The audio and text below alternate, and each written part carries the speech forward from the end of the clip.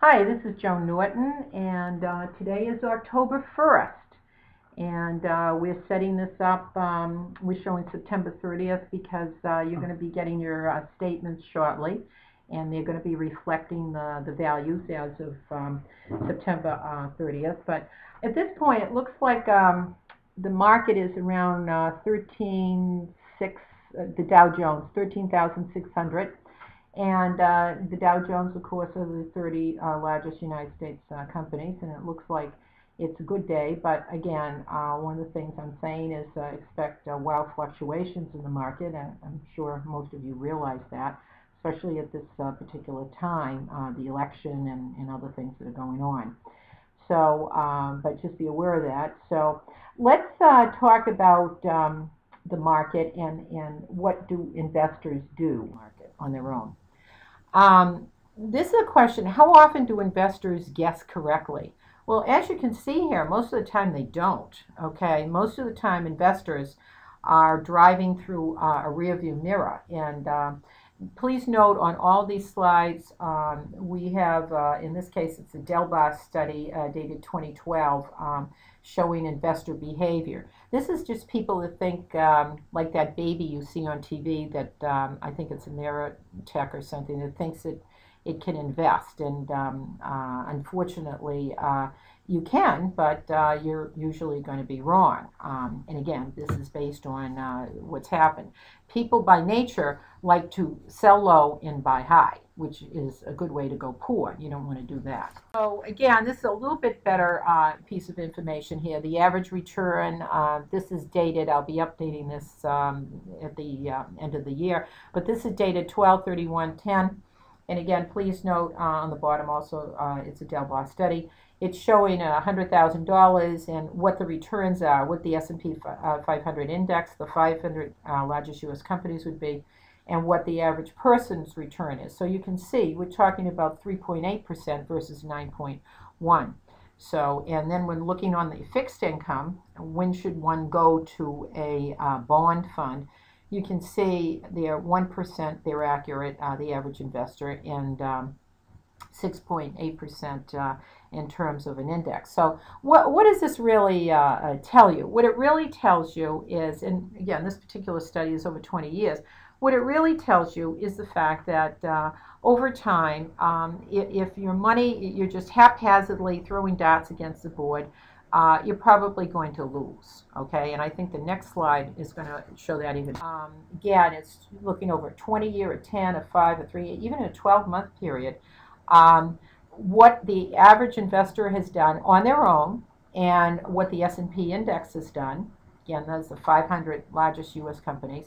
And what the difference is, and you can see just about 100% of the time, the average person, they're coming up short. And then they stay out of the market too late, and they go in late, and, you know, it's just a catastrophe. Need I remind you that it was just in '09 that we were looking at a Dow Jones, the 30 largest companies in the United States, of 6,000, pretty close to 6,000. And as of today, I said we're around 13.5, 13.6. So again, it's very hard to time the market. What's the best thing to do? Is forget about timing the market. What is your plan? When do you need the money? How much do you need? Do you have enough money that's in a liquid situation? And then have a plan built to take you to the goals that you've set down. I mean, I've talked this, you know, with many of my clients before, but that's what you need to do. And you certainly can, for entertainment value, you can put on TV and be amused by what Wolf Blitzer and Fox News and MSNBC says, but you cannot take that literally because, as many of you know, some of you that were in global funds, they actually did very well this past year, even though the end of the world was predicted, I think, about a year ago. So, so let's see, will surprise you, and this particular information I got from The Economist. Now, remember, you can freeze frame this information, and I know it's small. You can freeze it, you can enlarge it, okay? This happens to come from The Economist, and we have it sourced down at the bottom. And everyone knows that all the housing prices in the world have gone down since 2007. Everyone knows that, except it's not really true. If we look at Austria, a year earlier, it's up 11%. That's the first line. Since 2007, it's up 23%. Look at Hong Kong. A few years ago, it was going to be the end of the world there too, because the Brits were giving Hong Kong over to China. And you can see since 2007, Hong Kong, the housing price increase has gone up 63%. And again, you can look at Canada. Canada, they didn't drink the Kool-Aid there.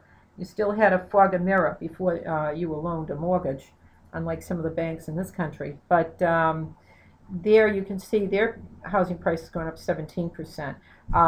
Germany, you can see, is going up 7%. Again, please freeze this. You can at any point, and you can see that not all the real estate in the world has had some of the devastation that we have. Look at the middle of the section here. You'll see United States. On a yearly basis, we're a little under 1% down, but you can see what happened in 2007 and to this point here, 2012. You can see that, you know, housing prices in this country have gone down almost 28%. So it's sort of interesting, and it further underscores why it's important to have a world or global perspective, not just a U.S. one, okay? I think it's the greatest country in the world. We all do. Many of us, you know, grandparents came over, but we have to understand that we have to invest worldwide, not just in a narrow focus in terms of what's happening in the U.S. or what's happening in your backyard. We have to look beyond that. Let's talk about a country here. I think you all know who it is. It's Africa, okay? And with Africa, it's more than just what we're seeing as the epitome of you know, starving babies and things like that, okay? Africa is home to more than 1 billion people in 54 different countries. Now, 20 years ago, if I talked to you about China and India, you'd say, you know, they're running around with brown shirts on. I mean, right? Everyone had a bicycle, okay? Well, things are changing in Africa. Things are more stable now. But think of this as a business. Think of a home that has 1 billion people in 54 different countries. Why Africa? Very young population. Young means they're working. Young means that they're growing. Young also means that they want to buy things. And we're talking about GDP growth of 5%, 850 million per year in consumer spending. Okay, now I'm not talking about the babies that you see on TV and all of that you see. There's a middle class developing in Africa. Why do you need to know this? Because many of the investments that you're in are doing some of that investing there, because that is where the growth area is. Okay, people who use mobile money, okay, in 2011 here. Africa leads the world in this, okay? They're not going through the steps that we took, that we had to take, our brick and mortar, if you will, banking. You can see Kenya, you know, over 60%, about 70% total in terms of mobile money, okay? We're not anywhere near that. And again, I want to reference everything here. This is from The Economist, August 25th, 2012. According to the McKinsey Global Institute, the number of African households with discretionary income is going to rise by 2020 to 128 million. That's a 50% increase. Now, 2020, that must be a lot of years ago. Oh, wait a minute. Next year's 2013. Okay. So it's sort of important to know that, okay? And who knows that? The Chinese. They're very heavily investing in Africa, okay? The much maligned but very accurate Bain & Company, more than 70% of the global consumer packaged good companies are already in Africa. Okay, so again, is Africa the new China? I don't know, but it's looking that way. 650 million Africans had cell phones at the end of 2011. 650 million Africans. That is stunning. They had cell phones. Okay, so again, they're not going through the dial-up system, the telephone poles, and all of that. Everything is much faster, and new emerging companies and countries very quickly coming on board, okay, which what the path has already been laid down. The middle class accounts for 1/3 of the population. Now, that is stunning.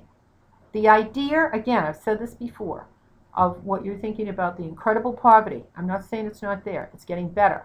They have more democracy there, okay? It's not as tribal as it was previously. But 1/3 of the population is now considered middle class, okay? China's interested in selling things to them. The other thing is they have very high amounts of copper, gold, natural resources, very high in Africa, okay? Very, very high. So I just wanted to let you know a couple of things and why, you know, we did this. I'm giving you a little bit of information about what potentially might be new coming up on the scene. I want to thank you for your attention and your time. I want to let you know that at the moment the market looks really good. Does that mean things are perfect? No. We still have an issue in Iran.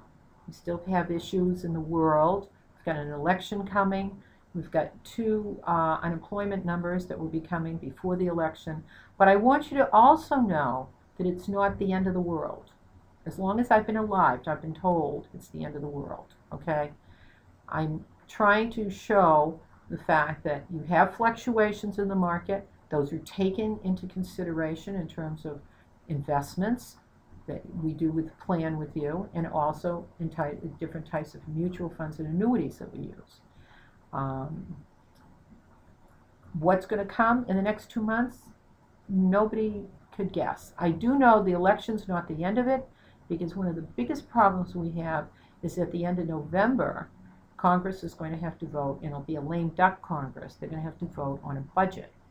And God only knows what we're going to do on that, because the last time they were voting on a budget, because they couldn't come to some agreement, we had a problem with credit rating go down.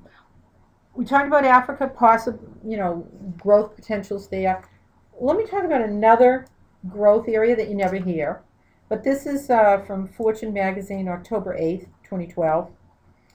The federal government spent $3.8 billion in the Human Genome Project, okay? That's the, you know, DNA and the genes, etc., of the human being, trying to help us know more about medical, etc. It has netted, remember, spent $3.8 billion. It netted $796 billion in economic benefits, including 310,000 jobs and $244 billion in personal income.